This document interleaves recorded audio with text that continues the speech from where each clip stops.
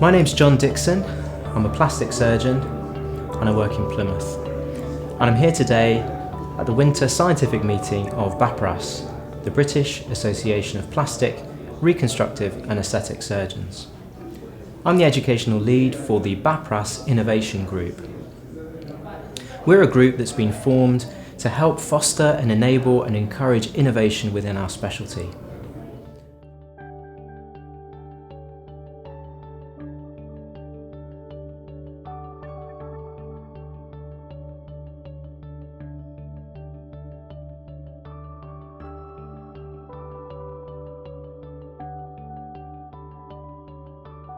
So, Matthew, as a plastic surgeon, if I came up with a new idea for a device or some kind of healthcare technology, what would you recommend that I do to take that idea forward to be able to deliver it? Yeah.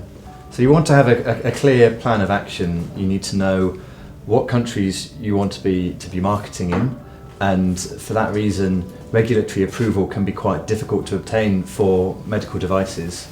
You may want to think about involving a larger medical devices company to help you obtain regulatory approval, because it's quite complex. It's quite a complex thing to do. They will want to see IP protection in place to make sure that any investment in time and money that they put in will be rewarded.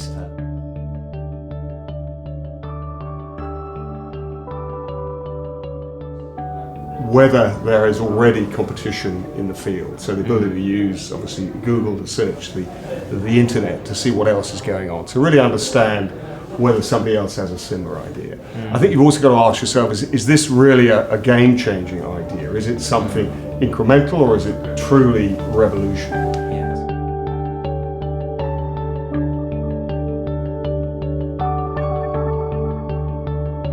The trainee can do within themselves what they do better. It is about having this concept. It is well embraced in manufacturing industry.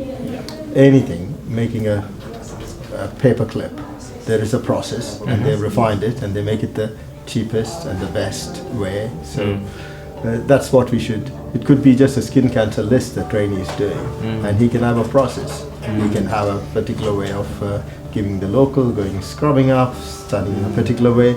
So that's all the trainee at their level can do. But if they keep thinking about it as I want to do every step of what do I do better, I think that will very easily accumulate into a huge difference.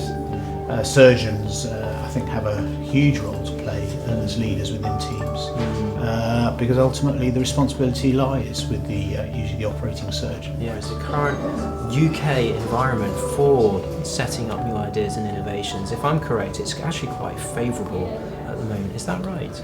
I think it's a great place to start up a company. There are some kind of downstream things that are hugely valuable. There's something called the patent box, that means any product that is invented here, you get reduced corporation tax on when the product gets commercialized. Really? So that's a very, very valuable opportunity kind of downstream for the product. In terms of R&D tax credits, you will get a certain proportion of anything you spend on R&D, you will get that reimbursed. Plastic surgery has of course always been and always will be a very innovative specialty.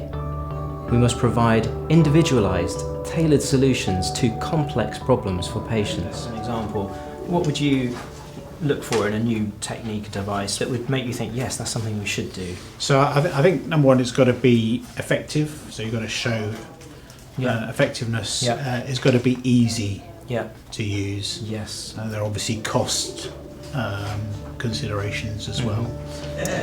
Well, I came to a unit which essentially was a blank canvas, and there weren't many of me, but there were a lot of patients. And so I had to come up with various ways of being very efficient in the management of a large cohort of people.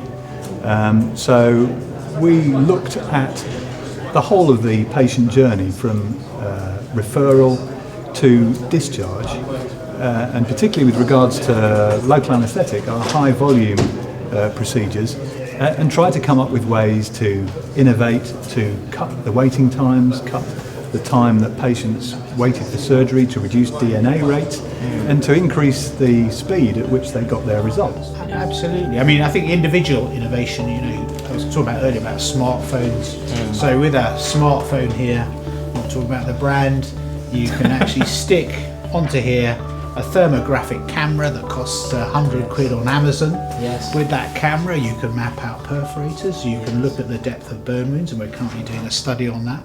So that's one area of bits of kit that you can stick onto your iPhone or whatever. You can get a dermatoscope now. So those sort of areas, it won't be long before actually you have a program on your smartphone that will analyse your dermatoscopic image and tell you whether or not a lesion is potentially malignant.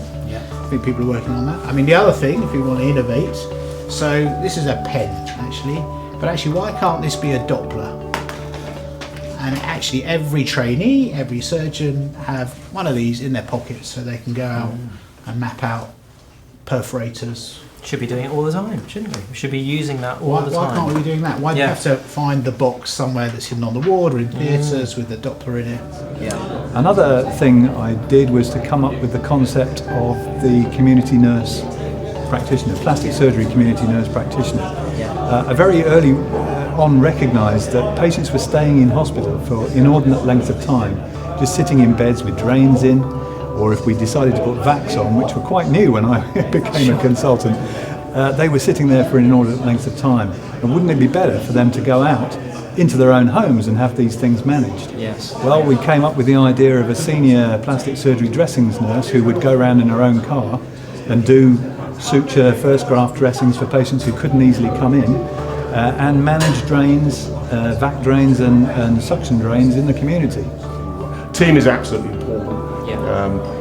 Really, insights of the team, we can help build it out, but you need to have people who really are innovative, understand the space, because we're only investors. We can help at the edges, but ultimately you rely on the people to build the company out. Most companies end up in a different place than they start, so if you know that that means you've got to have some very strong management to go in a slightly different direction as things change or